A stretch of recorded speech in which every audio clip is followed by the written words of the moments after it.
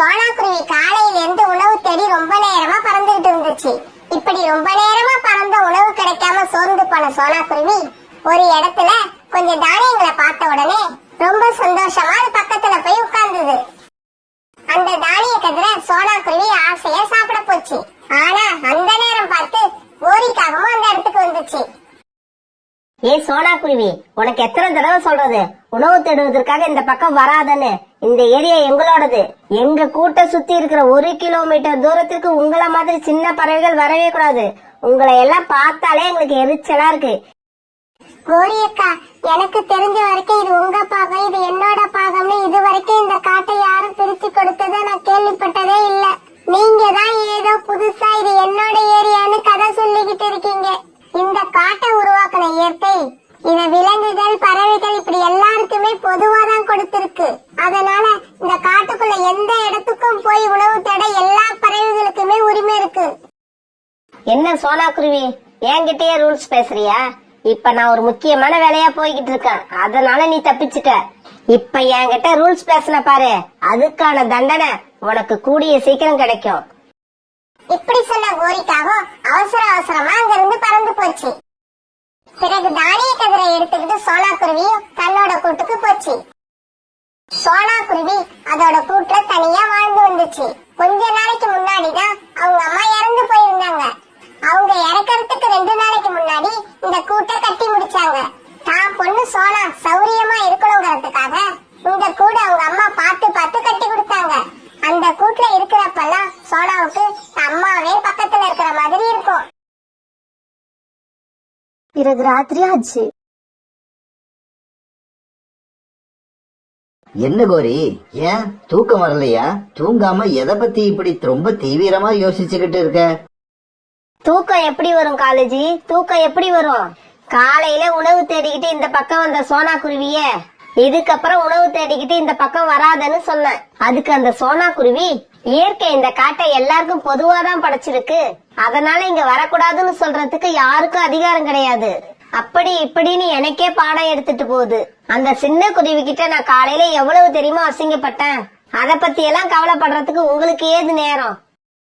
அந்த சின்ன குருவிக்கு இவ்வளவு திமிரு வச்சு போயிடுச்சா? என் மனைவியை எதிர்த்து பேச என்ன துணிச்சல் அதுக்கு? நீ இப்பவே கிளம்பு, என் கூட வா.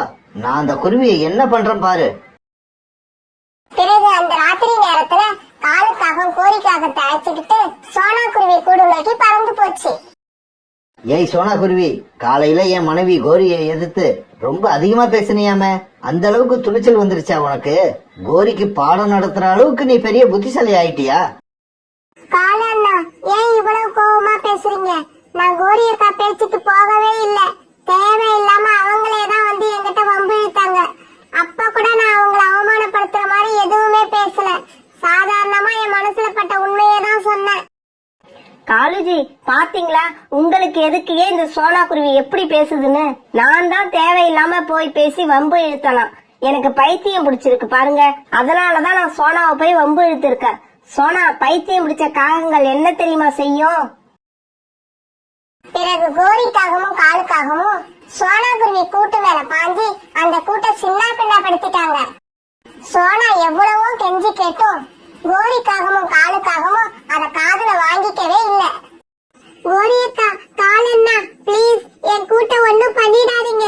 எங்க அம்மா ஞாபகமா என்கிட்ட அந்த கூடு ஒண்ணுதான் இருக்கு. தயவு செய்து ஒண்ணும் பண்ணிடாதீங்க.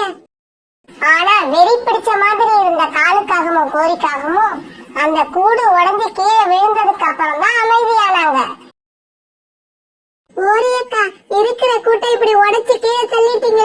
உங்களுக்கெல்லாம் மனசாட்சியே இல்லையா?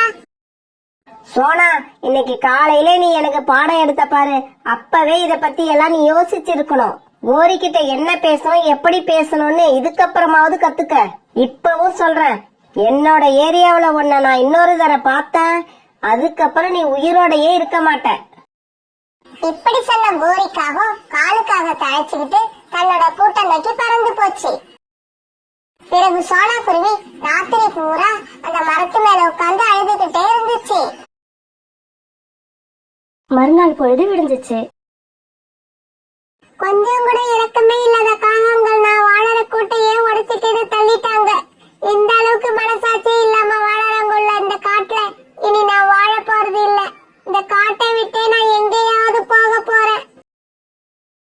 இப்படி யோசிச்ச சோனா குருவி தான் வாழ்ந்த இந்த காட்டை விட்டுட்டு வேற ஒரு காட்டை தேடி பறந்து போச்சு. சோனா இப்ப ரொம்ப சோகத்துல இருந்தது. கோரிக்காகவும் காலுக்காகவும் தன்னோட கூட்டை உடைச்சு கீழே தள்ளிவிட்ட காட்சி சோனா கண்ணு முன்னால வந்துகிட்டே இருந்துச்சு. சோனாவுக்கு அந்த கூட்டுல படுத்திருக்கும் போதெல்லாம் அவங்க அம்மாவோட மடியில படுத்திருக்க மாதிரியே இருக்கும். ஆனா இப்ப அந்த கூடு இல்ல. அந்த சோகம் தான் சோனாவோட மனசை ரொம்ப காயப்படுத்திக்கிட்டு இருந்துச்சு. இப்படி யோசிச்சுக்கிட்டே பறந்த சோனா இப்ப பக்கத்து காட்டுக்கு வந்து சேர்ந்துடுச்சு. இப்படி வந்து சேர்ந்த சோனா ரொம்ப களைப்பா இருந்ததால ஒரு மரத்து மேல உட்கார்ந்தது. இப்படி உட்கார்ந்த சோனா ஏற்கனவே ஒரு வயதான பறவை அந்த மரத்துல உட்கார்ந்து இருக்கிறத அப்பதான் பார்த்தது. அந்த வயதான பறவை சோனா குருவியை பார்த்து இப்படி கேட்டுச்சு. மகளே, நீ யாருமா? இந்த காட்டுக்கு புதுசா? உன்னை இந்த காட்டுல இதுக்கு முன்னாடி நான் பார்த்ததே இல்லையே. இப்படி அந்த பெண் பறவை அன்பாவும் அக்கறையாவும் ஆதரவாவும் கேட்ட உடனே சோனா குருவிக்கு தன்னோட அம்மா ஞாபகம் வந்து உடனே அழ ஆரம்பிச்சிடுச்சு. இப்படி கொஞ்ச நேரம் அழுத சோனா குருவி பிறகு தன்னோட கதையை எல்லாம் அந்த வயதான பெண் பறவை கிட்ட சொல்லுச்சு. இதனாலதான் ஆண்டி நான் அந்த காட்டை விட்டு இந்த காட்டுக்கு வந்தேன். இப்படி சொன்ன சோனா குருவி மறுபடியும் அழ ஆரம்பிச்சது. மகளே, நீ அழாதம்மா. நீ என் கூடவே வா. என் வீட்லயே தங்கிக்க. நான் உன்னை பாதுகாப்பா வச்சிருக்கேன். நீ தனியா கூடு கட்ட நினைச்சா கூட கொஞ்ச நாளைக்கு அப்புறம் கட்டிக்கலாம். அது வரைக்கும் என் கூட இருக்கலாம். ஆண்டி, முன்ன பின்ன அறிமுகம் இல்லாத என் மேல நீங்க இவ்வளவு அன்பு காட்டுறதுக்கு ரொம்ப நன்றி. இப்படி சொன்ன சோனா குருவி பிறகு அந்த வயதான பெண் பறவை கூடவே பறந்து போச்சு. அம்மா, எனக்கு ரொம்ப தாகமா இருக்கு. நான் நதிக்கரைக்கு போய் தண்ணீர் குடிச்சிட்டு வரேன். ஜக்கு, கொஞ்ச நேரம் பொறு. நானும் அம்மாவும் இப்ப அங்கதான் வாரோம். எல்லாரும் சேர்ந்து ஒன்னா போகலாம்.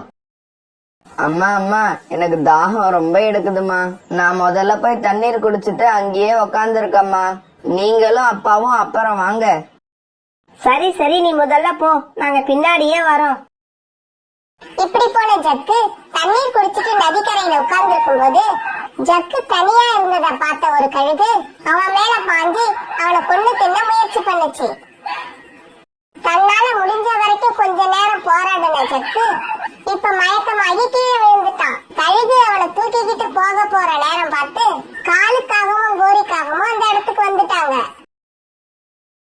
இந்த இரண்டு காகங்களையும் பார்த்த அந்த கழுகு ஜக்குவை அங்கேயே போட்டுட்டு அது மட்டும் பறந்து போயிடுச்சு. ஜக்குவோட உடம்புல நிறைய காயம் இருந்தது. அந்த காயங்கள்ல இருந்து ரத்தம் ஊத்திக்கிட்டே இருந்தது. அவன் இப்ப மயக்கமாவும் இருந்தான். காலுஜி, பாத்தீங்களா நம்ம பையனை? அந்த இறக்கமே இல்லாத கழுகு எப்படி காயப்படுத்திடுச்சுன்னு. கோரி, அழுகுறதுக்கு இது நேரம் கிடையாது. ஜக்குவோட உடம்புல இருந்து நிறைய ரத்தம் வீணாகிக்கிட்டு இருக்கு. வா, இவனை சீக்கிரம் தூக்கிக்கிட்டு பருந்து டாக்டர்கிட்ட போவோம். அப்புறம் காலுக்காக ஜக்குவை தூக்கிக்க எல்லாரும் பறந்து பருந்து டாக்டர்கிட்ட போனாங்க. காயம் ரொம்ப அதிகமா இருக்கு. ரத்தமும் நிறைய வீணா போயிருக்கு. ஆனா கழுகு கிட்ட மாட்டி உங்க பையன் உயிரோட தப்பிச்சதே பெருசு.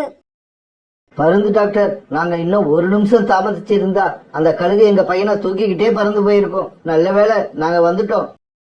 இவ்வளவு காயத்தோட இருக்கிற உங்க பையனை காப்பாத்துறது ரொம்ப கஷ்டம்தான். ரத்தம் நிறைய வீணா போயிருக்கு.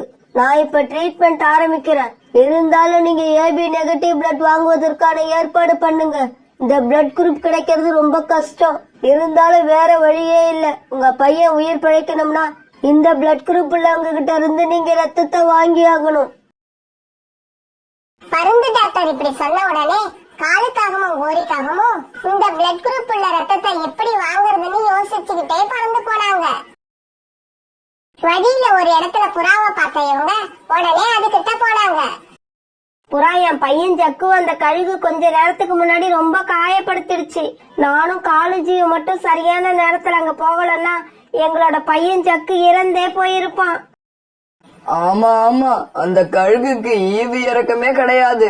ரொம்பவும் மட்டமான கழுகு. நீங்க ரெண்டு பேரும் கூட கேவலமானவங்க தான். இருந்தாலும் அந்த கழுகு உங்களை விட கேவலமானது.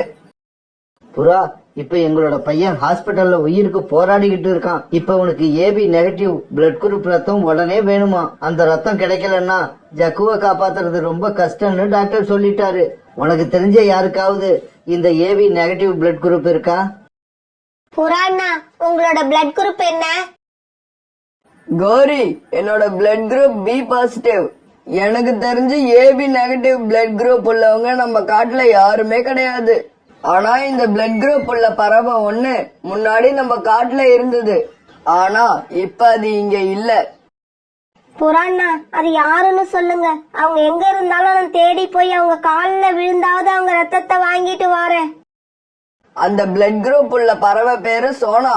நீங்க 2 பேரும் கூட எல்லாம் உடைச்சு கீழே தள்ளி கொன்னுடுவன்னு சொல்லி இந்த காட்டை விட்டே விரட்டி விட்டீங்கல்ல, அதே சோனா குருவிதான். புறா இப்படி சொன்ன உடனே காலுக்காகவும் கோரிக்காகவும் ரொம்ப அழ ஆரம்பிச்சுட்டாங்க. புறாண்ணா, நானும் காலுஜியும் சோனா குருவி கிட்ட ரொம்ப கேவலமா நடந்துகிட்டோம். இந்த நிலைமையில அது எங்க குழந்தையோட உயிரை காக்க எப்படி உதவி பண்ணும்? இப்ப சோனா குருவி பக்கத்து காட்டுல உள்ள வயதான பெண் பறவையோட ஆதரவுல இருக்கு. நீங்க நேரா போய் அத பாருங்க. சோனாவோட இடத்துல நான் இருந்தேன்னா உங்க 2 பேருக்கும் கண்டிப்பா எந்த உதவியும் செய்ய மாட்டேன். ஆனா சோனா நம்மள மாதிரி எல்லாம் கிடையாது. சோனாவோட நல்ல குணத்துக்கு யார உதாரணம் சொல்றதுன்னே தெரியல. நீங்க டயத்தை வேஸ்ட் பண்ணாம சீக்கிரமா போய் சோனாவை பாருங்க. அது உங்களுக்கு கண்டிப்பா உதவி செய்யும். பிறகு கோரிக்காகவும் காலுக்காகவும் பக்கத்து காட்டை நோக்கி பறந்து போனாங்க. என்ன, ரத்தத்துக்கு ஏற்பாடு பண்றேன்னு போனவங்க இன்னும் வரலையே? இன்னும் 1 மணி நேரம் அவங்க வராம இருந்தாங்கன்னா ஜக்குவோட உயிரை காப்பாத்துறது ரொம்ப கஷ்டம். அவங்க 2 பேரும் ரொம்ப வேகமா பறந்து போனாங்க. அவங்க வாழ்க்கையில இந்த மாதிரி வேகத்துல இது வரைக்கும் பறந்து போனதே இல்ல. ஜக்கு மேல உள்ள பாசம் இப்ப அவங்கள அந்த வேகத்துல பறக்க வச்சுது. இப்படி பறந்து வந்த அவங்க ஒரு வழியா பக்கத்து காட்டை வந்து சேர்ந்தாங்க. சோனா தங்கி இருக்க அந்த வயதான பெண் பறவையோட வீடு எங்க இருக்குன்னு தெரியாததால வழியில பார்த்த ஒரு பறவை கிட்ட விசாரிச்சாங்க. பறவையே, இந்த காட்டுல ஒரு வயதான பெண் பறவை தனியா இருக்காங்கல்ல, அவங்க வீடு எங்க இருக்கு? ஓ, அந்த வயதான பெண் பறவையோட வீடா? அதோ அந்த எதிரே இருக்கிற மரத்துக்கு மேல இருக்கு. ஆனா இப்ப அந்த வயதான பெண் பறவை தனியா இல்ல, அவங்க கூட ஒரு குருவியும் இருக்கு. பிறகு காலுக்காகவும் கோரிக்காகவும் ரொம்ப வேகமா அந்த வீட்டை நோக்கி பறந்து போனாங்க. சோனா குருவி உணவு தேடுறதுக்காக வெளியில கிளம்ப போன நேரம் அது. சோனா, என் பையன் ஜக்குவோட உயிரை காப்பாத்து. என் ஜக்குவோட உயிரை எனக்கு பிச்சை போடு. என் பையன் இப்ப உயிரோட வாழறதும் வாழாததும் உன் கையில தான் இருக்கு. சோனா, நீ மட்டும் இந்த உதவியை செய்யலன்னா என் பையன் ஜக்கு கண்டிப்பா செத்து போயிடுவான். காலு, கோரி, உங்க 2 பேரோட தொல்லையால தான் நான் அந்த காட்டை விட்டு இந்த காட்டுக்கு வந்தேன். இன்னும் எதுக்கு என் பின்னாடியே தொடர்ந்து வந்து இந்த மாதிரி நாடகம் போடுறீங்க? எனக்கு உங்க 2 பேரோட முகத்தையும் பார்க்கவே பிடிக்கல. போங்க இங்க இருந்து. சோனா, உன்னோட கூட்டை உடைச்சு கீழே தள்ளி விட்டு அநியாயமா உன்னை அந்த காட்டை விட்டு விரட்டின கொடுமைக்கார காகங்கள் இவங்க 2 பேரும் தானா? ஆண்டி, இவங்க 2 பேரும் தான் இரக்கமே இல்லாம என் கூட்டை உடைச்சு கீழே தள்ளி விட்டது. இதே காகங்கள் தான். ஏய், மூளை இல்லாத காகங்களே, ஓடுங்க இங்க இருந்து. சோனாவை பழி வாங்கறதுக்காக புதுசா திட்டம் திட்டிக்கிட்டு இப்ப இந்த காட்டுக்கு வந்திருக்கீங்களா? சீக்கிரம் இந்த இடத்த காலி பண்ணுங்க, இல்ல மற்ற பறவைகளை கூப்பிட்டு உங்க 2 பேரையும் அடி அடின்னு அடிச்சு இங்கேயே கொண்டு போட்டுருவேன். சோனா, ஒரு தடவை என் பேச்ச கேளு. ஒரே ஒரு தடவை நான் சொல்றத முழுசா கேளு. நம்ம காட்டுல இருந்த கழுகு நாங்க 2 பேரும் இல்லாதப்ப என் பையன் ஜக்குவை ரொம்ப காயப்படுத்தி அவனை கொன்னு தின்ன முயற்சி பண்ணிருக்கு. ஆனா அந்த சமயத்துல நானும் காலேஜியும் அங்க போனதால அவனை அப்படியே விட்டுட்டு பறந்து போயிடுச்சு. ஜக்கு இப்ப உடம்புல இருந்த ரத்தம் நிறைய போன நிலைமையில ஹாஸ்பிட்டல்ல உயிருக்கு போராடிக்கிட்டு இருக்கான். அவனை இப்ப உயிர் பிழைக்க வைக்கணும்னா ரத்தம் வேணும். ஆனா அவனுக்குள்ள பிளட் குரூப் நம்ம காட்டுல வேற யார்கிட்டயும் இல்ல, உன்கிட்ட மட்டும் தான் இருக்கு. அந்த ஏபி நெகட்டிவ் பிளட் குரூப் ரத்தம் கிடைக்கலன்னா என் பையனை காப்பாத்தவே முடியாதுன்னு பருந்து டாக்டர் சொல்லிட்டாங்க. சோனா, அவங்க சொல்ற மாதிரி உன்னோட பிளட் குரூப் ஏபி நெகட்டிவ் தானா? ஆமா ஆண்டி, என்னோட பிளட் குரூப் ஏபி நெகட்டிவ் தான். சோனா, உன்னோட ரத்தம் ஏபி நெகட்டிவ்னு எனக்கு புறா சொல்லிதான் தெரியும். சோனா, எங்க மேல கொஞ்சம் கருணை காட்டு. என் பிள்ளைக்கு உயிர் பிச்சை கொடு. ஆண்டி, நான் என்னோட காடு வரைக்கும் கொஞ்சம் போக வேண்டியிருக்கு. ஜக்குவோட உயிரை நான் எப்படி இருந்தாலும் காப்பாத்தி ஆகணும். இவங்க உனக்கு செஞ்ச கொடுமை எல்லாம் அதுக்குள்ள நீ மறந்துட்டியா? இல்ல ஆண்டி, மறக்கல. இவங்க என்னோட கூட்டை இடிச்சு கீழே தள்ளினது இன்னும் என் மனசுல அப்படியேதான் ஞாபகமா இருக்கு. இருந்தாலும் யார் உனக்கு கொடுமை செய்தாலும் அதனால நீ கோவப்பட்டு உன்னுடைய உதவி செய்யற சுபாவத்தை விட்டுறக்கூடாதுன்னு எங்க அம்மா எனக்கு அடிக்கடி சொல்லிக்கிட்டே இருப்பாங்க. இந்த காகங்களோட குணம் அடுத்தவங்களுக்கு துன்பத்தை உண்டாக்குறது. அதை எனக்கு அவங்க செஞ்சிட்டாங்க. என்னோட சுபாவம் உதவி செய்யறது. அதை இப்ப நான் செய்ய போறேன். இப்படி சொல்ல சோனா பிறகு அந்த காகங்களோட மருந்து டாக்டர் வீட்டுக்கு போச்சு.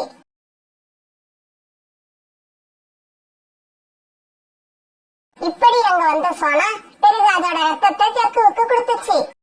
ரத்தம் கொடுத்த கொஞ்ச நேரம் கழிச்சு மயக்கம் தெளிஞ்ச ஜக்கு கண்ணை திறந்து பார்த்தான். ஜக்குவோட உயிருக்கு இனிமே ஆபத்து இல்லைன்னு தெரிஞ்சதுக்கு அப்புறம் சோனாவுக்கு நிம்மதியாச்சு. ஆனா இப்படி தன்னோட ரத்தத்தை கொடுத்து ஜக்குவோட உயிரை காப்பாத்தின சோனாவுக்கு காலுக்காகவும் கோரிக்காகவும் நன்றி கூட சொல்லல. சோனாவோட முகத்தை நேருக்கு நேரு பார்க்க தைரியம் இல்லாம வெக்கப்பட்டுக்கிட்டும் அவமானப்பட்டுக்கிட்டும் அவங்க ரெண்டு பேரும் தலையை குனிஞ்சு